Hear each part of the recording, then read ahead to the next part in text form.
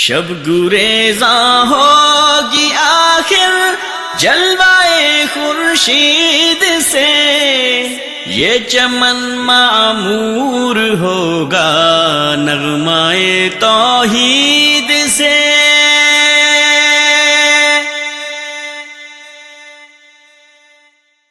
السلام علیکم ورحمۃ اللہ وبرکاتہ۔ ان الحمد للہ نحمده ونستعینه ونستغفره ونعوذ باللہ من شرور انفسنا ومن سیئات اعمالنا، من يهده الله فلا مضل له ومن يضلل فلا هادي له، اشهد ان لا اله الا الله وحده لا شريك له واشهد ان محمدا عبده ورسوله، اما بعد۔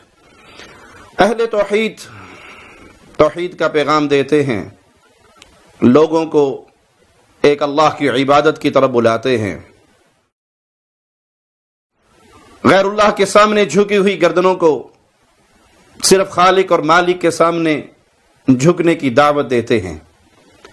تو قبر پرست اہل شرک ان پہ مختلف قسم کے جھوٹے الزامات لگاتے ہیں اور برے القابات سے نوازتے ہیں۔ آئیے ایسے ہی ایک قبر پرست مولوی صاحب کا ایک کلپ آپ کو دکھائیں، جس میں وہ کہتے ہیں تو کچھ بھی ہے ڈنکے کی چوٹ پہ کہتے ہیں وہابیوں کے پیچھے نماز نہیں پڑھتے، اور تم ایسے منافق ہو، ہم کو مشرک بھی کہتے ہو، ہمارے پیچھے نماز بھی پڑھتے ہو۔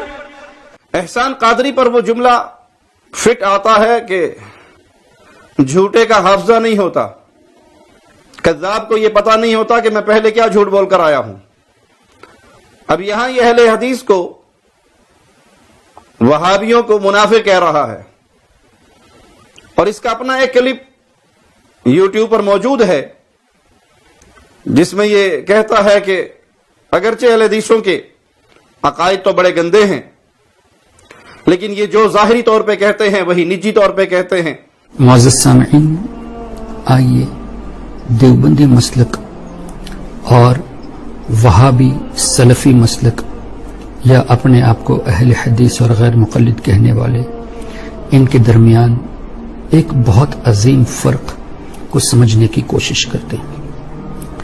وہابی اپنے آپ کو کہنے والے، سلفی کہنے والے، اہل حدیث غیر مقلد، یہ اگرچہ اپنے عقائد میں بہت ہی گندے ہیں، ایسے عقائد ہیں جو بالکل قرآن اور حدیث کے مخالف ہیں، جس کی بنیاد پر ہم سنی ان سے اختلاف کرتے ہیں، لیکن وہ لوگ جو اکیلے میں بولتے ہیں وہی بات مجمع میں بھی بولتے ہیں، اپنی تحریروں میں، تقریروں میں وہی بات کہتے ہیں جو اپنی پرائیویٹ گفتگو میں کہتے ہیں۔ یہ بھی ایک الزام ہے اہل حدیثوں پر۔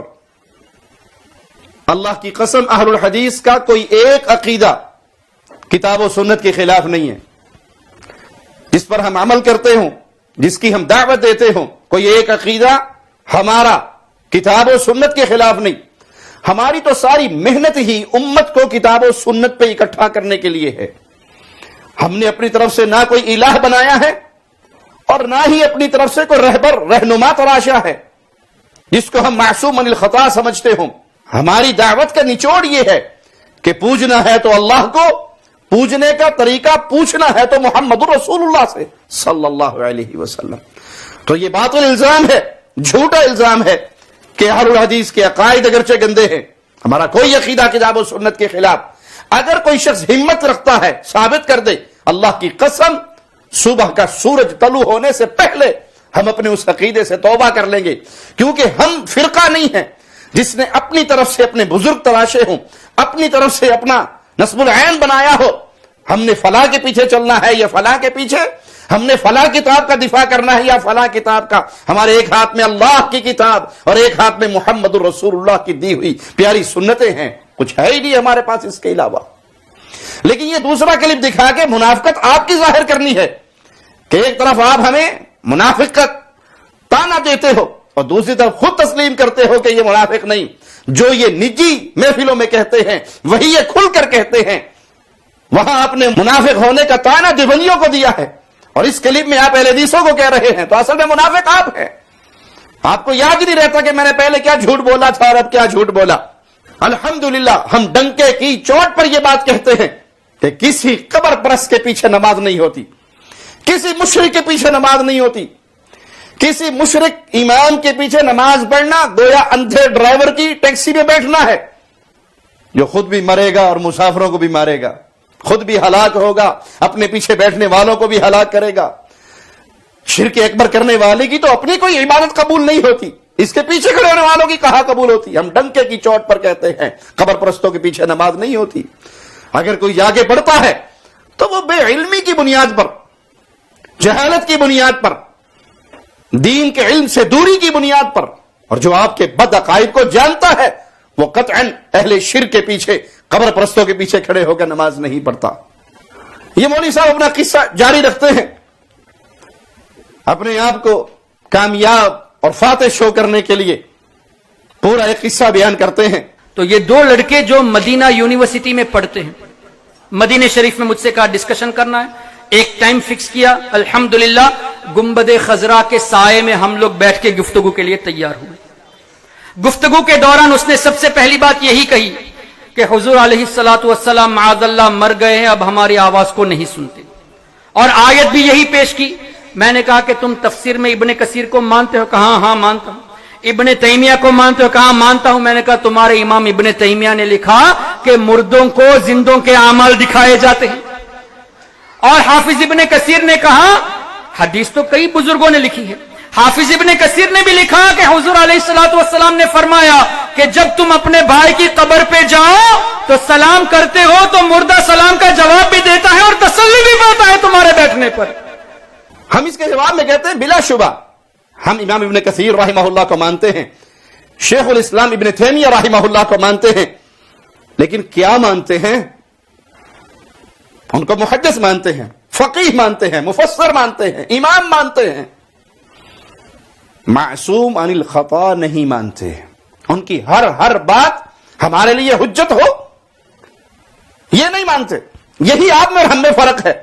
آپ نے جس کو اپنا امام بنایا ہے، آپ کہتے ہو قرآن کی آیت بھی آ جائے ہمارے امام کے قول کے خلاف ہو، نبی کی حدیث آ جائے امام کے قول کے خلاف ہو، صحابی کا اثر آ جائے امام کے قول کے خلاف ہو، تعویل کریں گے، تعویل نہیں ہوگی تو انکار کر دیں گے. ہم یہ نہیں کرتے. ہم کہتے ہیں معصوم عن الخطا صرف محمد الرسول اللہ صلی اللہ علیہ وسلم، جن کی ہر بات مانی جائے، جن کی کسی بات کو رد نہیں کیا جا سکتا. وہ عقل میں آئے تب بھی ٹھیک ہے، عقل میں نہ آئے تو فطور ہماری عقلوں کا ہے. مصطفیٰ صلی اللہ علیہ وسلم کا فرمان سچا ہے. ہر حال میں ہر بات کو تسلیم کریں گے جو مصطفیٰ علیہ الصلوۃ والسلام کی مبارک پاکیزہ طیب و طاہر زبان سے نکلی ہو. یہ ہم مقام کسی اور کو نہیں دیتے، یہ آپ کا شوق ہے. آپ نے نتھو اور پھتو کو یہ مقام دیا ہوا ہے، اپنے محلے کے مولویوں کو یہ مقام دیا ہوا. حدیث تو ٹھیک ہے پر ہمارے مذہب کے خلاف ہے. حدیث تو ٹھیک ہے پر بابا جی کہتے ہیں یہ حدیث ہمارے ماننے والی نہیں ہے، یہ ان کے ماننے والی حدیث ہے. یہ تفریق آپ نے کی ہے امت کے اندر. ہم کہتے ہیں حدیث مصطفیٰ ہو، پوری دنیا ایک طرف ہو، پوری دنیا کو ٹھوکر مار دیں گے، رسول اللہ صلی اللہ علیہ وسلم کی حدیث کو نہیں چھوڑیں گے. یہ جو روایت آپ نے بیان کی، بلا شبہ ابن کثیر رحمہ اللہ نے اس کو بیان کیا سورہ روم کی آیت نمبر 52 کی تحت. امام ابن عبد البر رحمہ اللہ سے نقل کیا، انہوں نے ابن ابی دنیا کے حوالے سے اس روایت کو نقل کیا.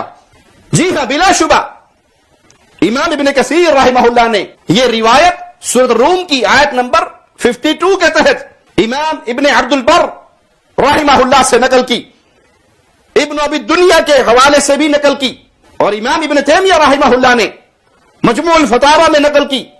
لیکن ان کے نقل کر دینے بلکہ تصحیح کر دینے سے بھی یہ روایت صحیح ثابت نہیں ہو جاتی، کیونکہ اس کی ایک سند بھی ثابت نہیں. جیسے کہ امام ابن عبد البر رحمہ اللہ کی کتاب الاستذکار کتاب الطہارہ، اس میں یہ روایت موجود ہے. فرماتے ہیں اخبرنا ابو عبداللہ عبید بن محمد. یہ اس سند کے پہلے راوی ہیں جن کے حالات ہی نہیں ملتے کہ وہ ثقہ ہیں، قابل اعتبار ہیں یا نہیں، ان کے حالات نہیں ملتے. آگے یہی راوی کہتے ہیں املت علینا فاطمہ بنت ریان، ہمیں املا کروایا فاطمہ بنت ریان نے. یہ فاطمہ اس روایت کی دوسری راویہ ہیں اور ان کے حالات بھی نہیں ملتے. اسی طرح امام ابن کثیر رحمہ اللہ نے یہ روایت ابن ابی دنیا رحمہ اللہ کے حوالے سے نقل کی. ہمیں یہ روایت ان کی کتاب میں نہیں ملی. البتہ الصارم المنکی امام ابن الہادی رحمہ اللہ نے اس کی جو سند نقل کی ہے اس میں ابن سمعان متروک راوی ہے.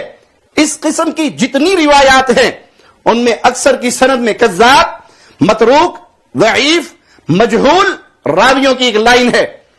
ایسی روایت کی بنیاد پہ آپ عقیدہ تراشنا چاہتے ہیں، عقیدہ بنانا چاہتے ہیں، عقیدے کی بنیاد رکھنا چاہتے ہیں جو روایت ثابت ہی نہیں، جس روایت میں موجود راویوں کے حالات کا پتہ نہیں، مجہول راوی ہے یا ضعیف راوی ہے یا کذاب راوی ہے، تو یہ آپ ہی کو مبارک ہے.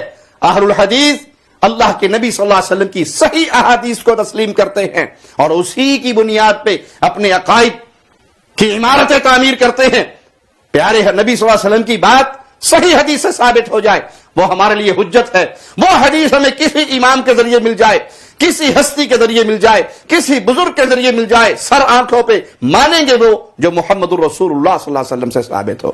اللہ اسی منہج پہ ہمیں زندہ رکھے اور اسی پہ ہماری موت ہو. اقول قولی ھذا واستغفر اللہ لی ولکم ولسائر المسلمین.